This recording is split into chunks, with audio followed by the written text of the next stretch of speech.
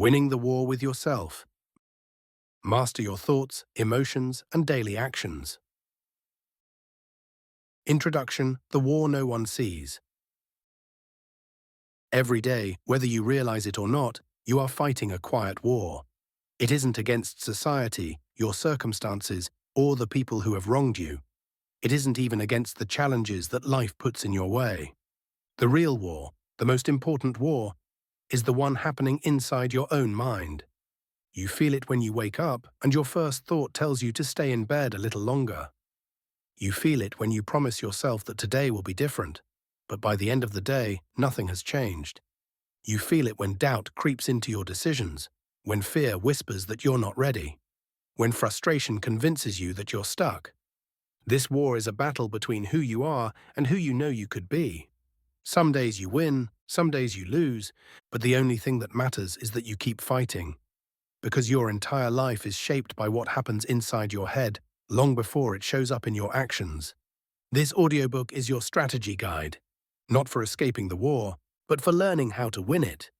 Over the next chapters, you will learn how to control your thoughts, master your emotions, and take command over your actions.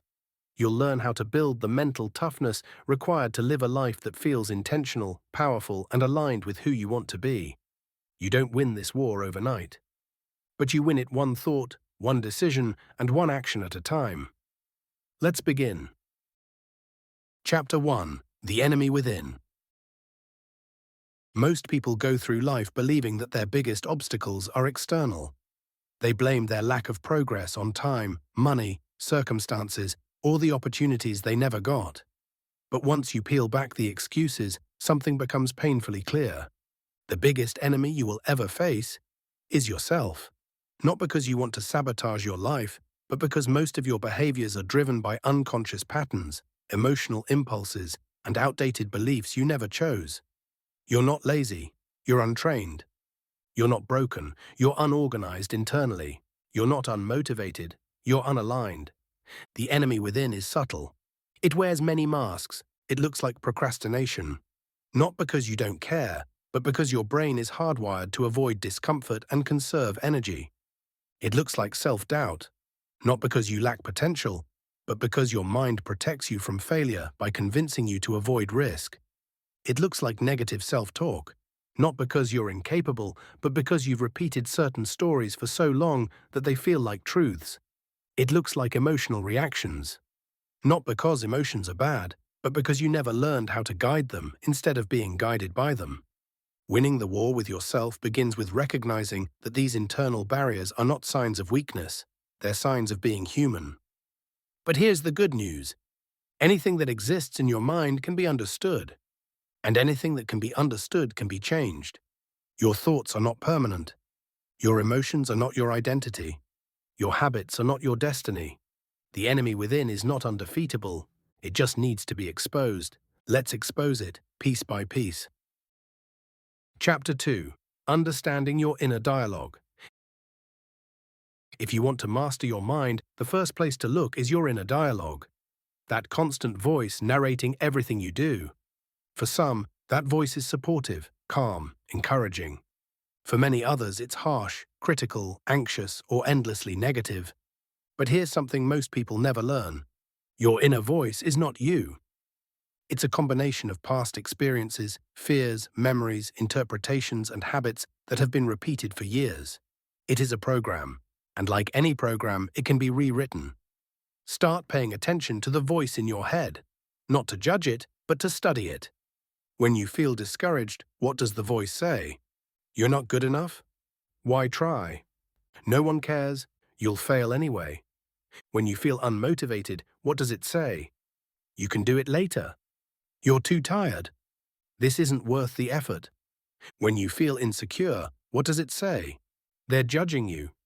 You don't belong here. You're not ready.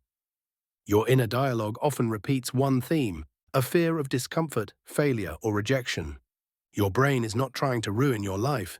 It's trying to protect you. But it protects you in the worst possible way, by keeping you small. The goal is not to silence the voice. The goal is to take control of it. How to challenge your inner dialogue. Whenever your inner voice starts to spiral, do this simple 3-step process. Call it out. This is just a thought, not a fact. Identify the pattern. This is the same story my mind tells me when I'm uncomfortable. Replace it consciously, not with blind positivity, but with a grounded truth. Something like, I don't need to feel ready to take action. I've handled difficult things before. This feeling is temporary. This tiny shift transforms you from someone controlled by their inner narrative into someone who authors it. Once you control your inner dialogue, you stop reacting to life and start directing it. Chapter 3. The Emotional Battlefield. If thoughts are the first arena of the internal war, emotions are the second, and often the most challenging. Most people don't struggle with emotions because the emotions themselves are dangerous. They struggle because they've never learned how to interpret or regulate them. Fear is not your enemy. Anger is not your enemy. Sadness is not your enemy. Even anxiety, discomfort, and frustration aren't your enemies. Your true enemy is emotional confusion. Not knowing what you're feeling, why you're feeling it, or what to do with it. Emotions are messengers. They are signals, not commands. But when you misinterpret them, they feel overpowering. Emotions become destructive in 3 scenarios. 1. When you suppress them. They don't disappear. They build pressure from inside. 2. When you obey them blindly. They dictate your actions, often impulsively. 3. When you misunderstand them. You treat discomfort like danger and retreat instead of growing. Winning the emotional war requires 3 skills: awareness, regulation, and direction. Let's break those down. Emotional awareness. Most people feel something, label it incorrectly, and react without understanding the message. You might think you're angry, but you're actually overwhelmed. You might think you're sad, but you're actually disappointed. You might think you're anxious, but you're actually unprepared. Emotion grows when it's misunderstood. It shrinks when it's identified correctly. Start asking yourself, what am I actually feeling right now? Take a breath, pause, label the emotion precisely. This alone reduces emotional intensity. Emotional regulation. Regulation doesn't mean suppression, it means controlling the expression of the emotion. A powerful 3-step process. Pause before reacting. 1 breath can prevent 100 problems. Let the emotion exist without resistance. I'm feeling stress, that's okay. Choose the action consciously. Feelings are temporary. Actions are permanent. Emotional direction. This is where mastery begins. Once you can identify and regulate, you can redirect your emotional energy. Fear becomes action when you move anyway. Anger becomes clarity when you channel it into decision-making.